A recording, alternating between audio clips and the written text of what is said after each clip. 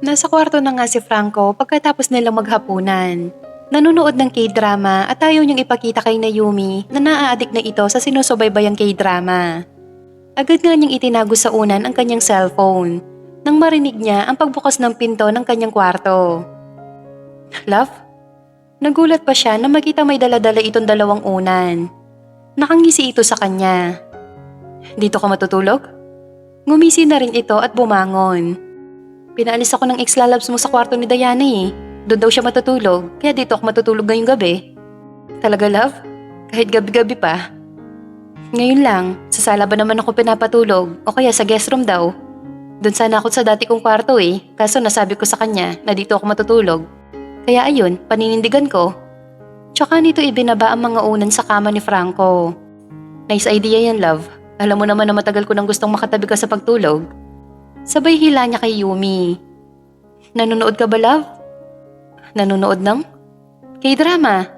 Tugon nito. Bakit? Tinatanong kita, nanonood ka nga? Naririnig ko malamang. Kinuha nga ni Franco ang cellphone nito sa ilalim ng kanyang unan. Itinago mo pa talaga. Akala mo naman po yung pinapanood mo. Natatawang sabi ni Yumi, tsaka ito umayos ng upo at nakipanood din sa cellphone ni Franco. Mas gusto ko kasi sa cellphone manood. Di ko alam na mahilig ka palang manood ng ganyan. Siyempre, eto kaya ang libangan ko kapag nasa resort ako. Hanggang sa nasa kissing scene na, kaya titig na si Franco sa pinapanood at kinikilig na ito. Kinikilig yan?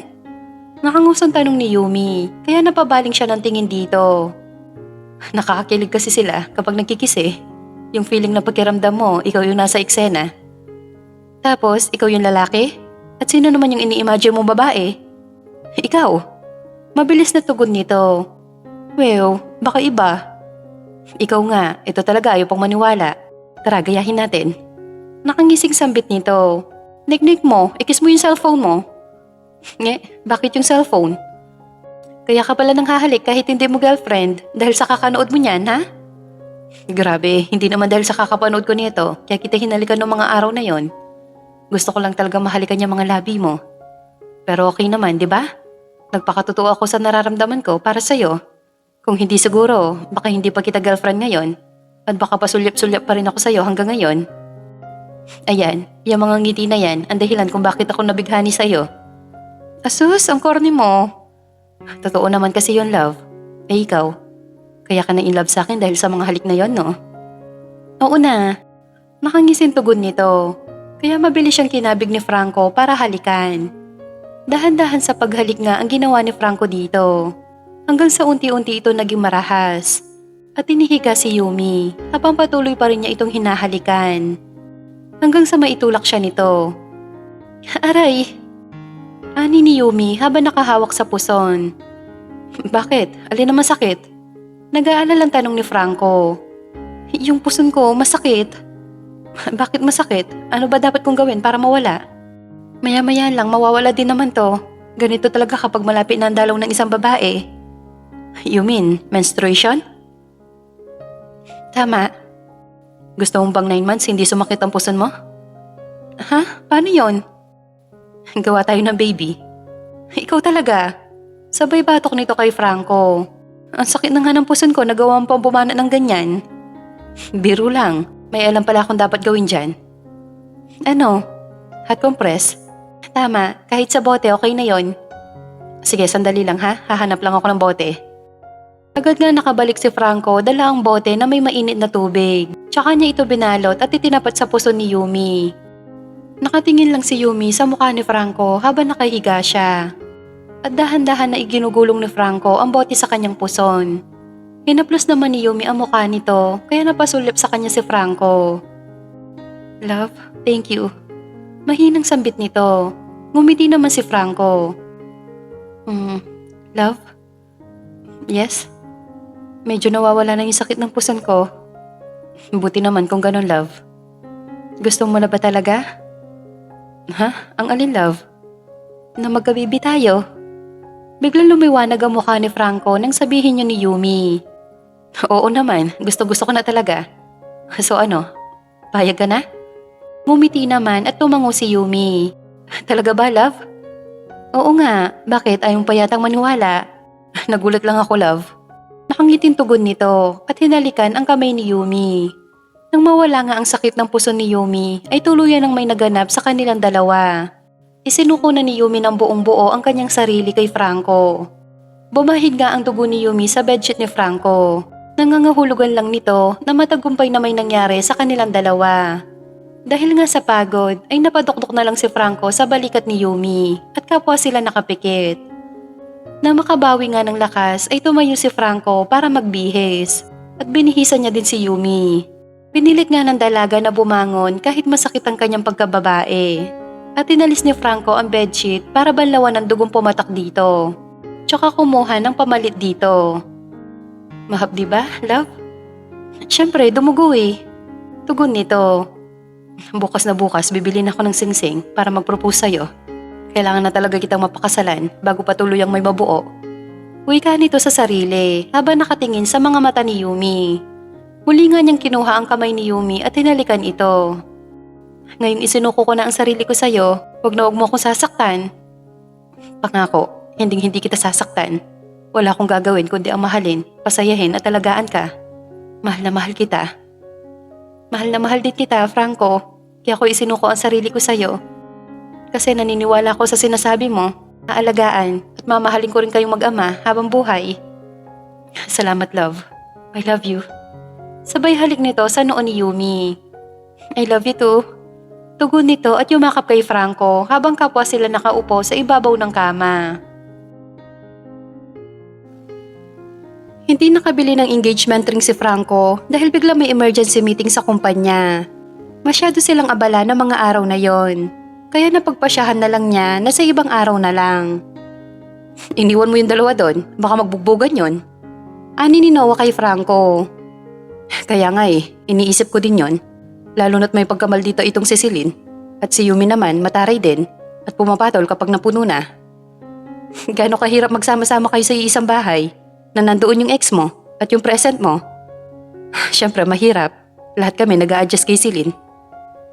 Matanong kita, bro. Alam ko at saksi ako kung gaano mo minahal si Celine. Halos lahat give up mo nung iniwan ka niya. Halos muntik ka pa magpakamatay, di ba? Naalala mo nung nilaklak mo yung sleeping pills? Oo, natatandaan ko yon. Akala ko nga katapusan ko na eh. Kaya itong buhay ko ngayon, pangalawang buhay ko na. Kahit katiting ba, wala ka nang nararamdaman nang makita mo si Celine? Napagmamahal ba? Oo. Humiling lang si Franco. Sigurado ka? Oo naman. Matagal na yon. Yung nararamdaman ko para kay Celine, matagal nang tapos. I salute you, bro. Nakaka-proud ka. Ikaw yung tipo ng lalaki na dapat pinapangarap. Napakaswerte ni Yumi sa'yo. Mas maswerte ako sa kanya, bro. Isipin mo may anak na ako. Mas matanda ako sa kanya. Kung tutuusin, pwede siya maghanap ng binata at kaedad niya lang. Pero ako yung minahal niya. Kaya kapag siya pa talaga nawala, ewan ko na lang. Eh di maswerte kayo sa isa't isa. Tama, bro. Kainis. Bungad ni Celine habang kausap nito ang kaibigan na si Trixie. Ay naku, ang init na nga ng panahon tapos ang init pa ng ulo mo. Sad nito mula sa kabilang linya. Nakakainis kasi, palaban din yung babaeng yon. May habak pa. Kahit ano sabihin ko sa kanya, parang baliwala. Hindi ko siya mainis-inis at ako yung naiinis. Napaka-piloso po niya. Aba, mukhang nakahanap ka yata ng katapat mo, friend. Hindi ko siya titigilan. Gusto ko siyang umalis dito para masolo ko yung anak ko. Hanggat nandito yan, hindi ako mapapansin ng anak ko. Masyado siyang bida-bida. Akala mo naman siyang totoong ina. Ang kapal ng muka. Oh, easy ka lang. Baka ma-high blood ka dyan. Dapat pag-isipan mo kung anong kahinaan niya. Na kapag nangyari yon, siya mismo nga alis sa pamamahay na yan. Ay, ano nga ba? Ang hina mo naman, friend. Ano nga? Huwag mo na akong pag-iisipin pa. Masakit ang ulo ko sa babaeng yon. Hindi ba't kahinaan ng isang tao ay ang pag-ibig? Ani ni Trixie. Oh, tapos? Simple lang. Saktan mo siya sa pamamagitan ni Franco. Huh? Paano? Ang hina mo naman, di akitin mo si Franco. At kapag nakita yun ni Yumi, di masasaktan siya. Tapos hindi na niya maaatim na makita kayong dalawa, di aalis na lang siya. In short, landiin mo si Franco nang nakikita niya. Aba, ang ganda ng naisip mo Tama ka. Minsan talaga, okay ka din kausap. Naman. Go girl, ikaw ang original. Duplicate lang siya. Dahan-dahan nga sinilip ni Celine si Diana kung kasama ba nito si Yumi sa kwarto. Pero si Michelle lang ang kasama nito kaya pumasok na siya. Hi. Hello po, Ma'am Celine. Pahinga ka na, ako nang bahala sa anak ko. Sure ka po? Sige po. Salamat po. Pagkaalis nga ni Michelle ay tumabi ito sa abala naglalaro na si Diana. Hi baby ko. Pwede pong wag po baby ang itawag mo sa akin? Ha? Bakit naman? Tawag po kasi sa akin yun ni Mami eh. Porket tawag niya sa'yo yun, bawal ko nang itawag yun sa'yo? Napairap pa ito sa hangin. Opo. Anong itatawag ko sa'yo? Diana po. Napataas naman ang kilay niya. Okay, Diana. Tsaka napakunot noo siya. Ibang klase talaga, ang daming bawal. Hays, bulong nito sa sarili. Mama, may tanong po pala ako sa'yo. Tsaka ito huminto sa paglalaro at tumabi kay Celine. Ano yon anak? Si Mami po, love mo din ba siya? Gaya ng pagmamahal ni Tita Natalie sa kanya? Ha? Sinong Natalie? Kapatid po ni Mami.